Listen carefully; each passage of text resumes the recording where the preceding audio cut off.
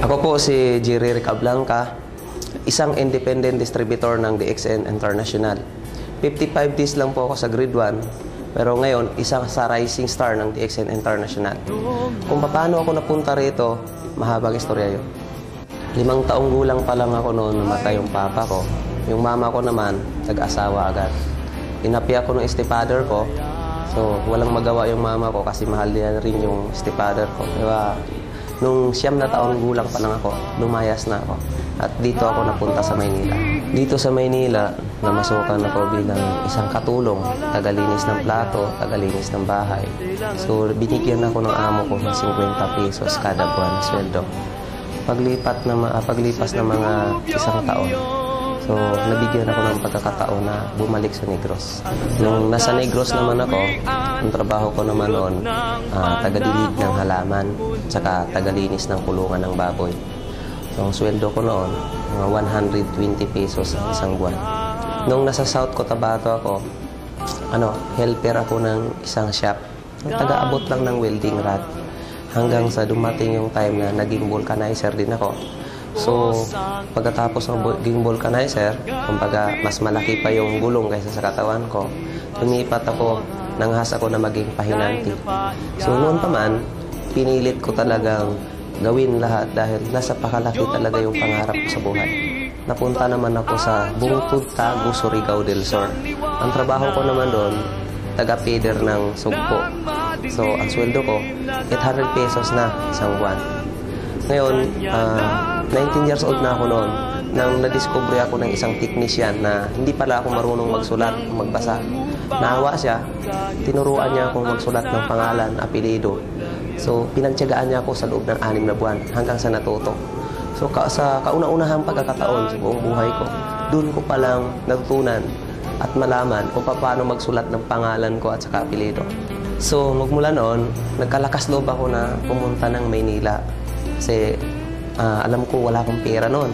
Wala pa rin akong matitirhan. Pero naniniwala ko sa sarili ko na ang success sa isang tao ay hinahanap yan. Sabi nga doon sa libro na basa ko, ang success is not destiny, it's a journey. Pero hindi pala ganun kadali yun. Nung pagpunta ko dito sa Maynila, nung maghanap na ako ng trabaho, napakahirap palang mag-apply dito pag wala kang pinag-aralan.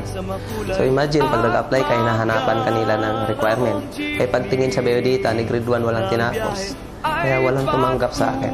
So, ang bagsak ko, construction worker. Dahil wala na akong ibang mapuntahang trabaho, kundi yun lang. So doon, alam kong napakahirap yun. At hindi bagay sa katawan ko. Pero yun lang ang trabaho na tatanggap sa akin. Kaya umabot din ako ng mga 7 taon. Pero kahit nandun ako sa construction, nanghas pa rin akong mag-apply ng ibang trabaho para baguhin naman yung estilo ng buhay ko. Kasi napakahirap talaga. So, nag-apply ako bilang gwardiya. OJT ako noon. Halos 4 na buwan din ako nag-OJT. Taga-saludo lang ako ng mga dumadaan. So, galit sa akin mga kasamaan kong gwardiya kasi kahit taxi na dumadaan, sinasaluduhan ko. So, dumating yung time na may nagtatanong ng English, hindi ko may sasagot dahil hindi ko maintindihan. Hanggang sa natanggal din ako, hindi rin ako pumasa. Akala ko, wala na akong pag-asa sa buhay. Kasi hindi na ako makahanap ng ibang trabaho. Akala ko noon, sa construction worker lang talaga ako na mabagay. Pero hindi pala. Hanggang nabigyan ako ng pagkakataon na nakita ko ang DXN International. At dito pala, magsisimula na magbabago ang buhay ko. Dito sa DXN International, sa tingin ko, ito na yung napaka-perfect company. Kasi walang hinihingi dito ng requirement. May pinag-aralan ka man o wala. Mahirap ka man, mayaman ka man. Welcome ka rito sa DXN.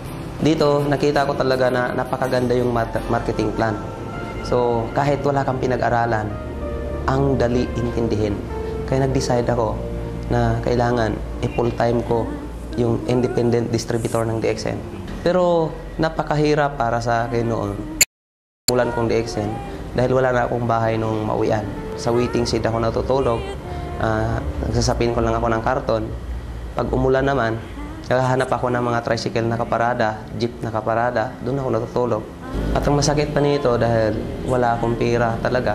So nilalakad ko yun papunta sa office, makarating lang ako. Layo siguro, mga 9 kilometers from Santa Lucia to Jollibee Plaza. At masakit pa nito pagdating sa office, gutom na ako, wala rin akong pera. Nilalakasan ko loob ko, tatayo ako sa cashier. Manghihiram ako ng 2 piso ng mga bumibili roon. Hanggang sa pag nakaipon ako, ibibili ko ng Skyflex sa labas. Doon naman sa maintenance ko, ang ginagawa ko noon, alas 5 pa lang ng madaling araw, lumalabas na ako. So, sinasabayan ko yung nagja-jogging sa Santa Lucia, sa park. Inaalok ko ng isang sasi ng kape. Pag nag-order yon, wala akong pera. Kasi brochure lang pinapakita ko. Patakbo ako sa office, manghihiram ako ng mga ka-crossline ng mga kaibigan ng kape para i-deliver ko sa kanya. And then, yung 45 pesos no na yung discount, yun ang pamamasahe ko. Pero hindi rin nagtagal, nakikita ko rin yung pinaghirapan ko. Kasi pinilit ko yun dahil alam ko na ang hirap dito sa DXN. Kaya nung nakita kong first check ko, 4,382. Second check ko sa DXN, 7,914. Hindi ko sukat akalain. Pangatlong buwan ko, 30,251. 27 days ko lang nakuha ang star agent position. Then, 2 months and 11 days, nakuha ko po yung star rupee. Kaya napakadali lang ho sa akin para naging rising star dito sa DXN. Magmula noon, nakahanap na ako ng magandang patirahan kahit nag-a-apartment na ako. Hindi na ako sa waiting seat na natulog. Ang pinakamagandang blessing sa akin ng DXN, 9 months pa lang ako, nakapunta na ako ng Malaysia. At yan ang kauna-unahang pagkakataon na nakasakay ako ng eroplano at nakapunta ng kahit Asia man lang. Tingin ko noon, pag kung nakikita ko na nasa hotel kami natutulog, isa sa pinakamalaking hotel ng buong Asia, ng Ginting Island. So parang tumutulo luha ko na parang kailan lang, pala hinahawakan ko, siminto hinahalo ko, parang kailan lang, nasa karton ako natutulog. Pero doon ko naramdaman na isa sa pinakamalaking hotel ng Asia, nahigaan ko na. Sa buhay ng isang tao, dapat masipag ka, matyaga ka. So, ang swerte ko kasi nakita ko ang DXN. So, ang sipag ko doon sa construction, inilipat ko lang dito sa DXN. At dito ko nakikita na napakalaking bunga nung sipag na ininvest ko sa DXN.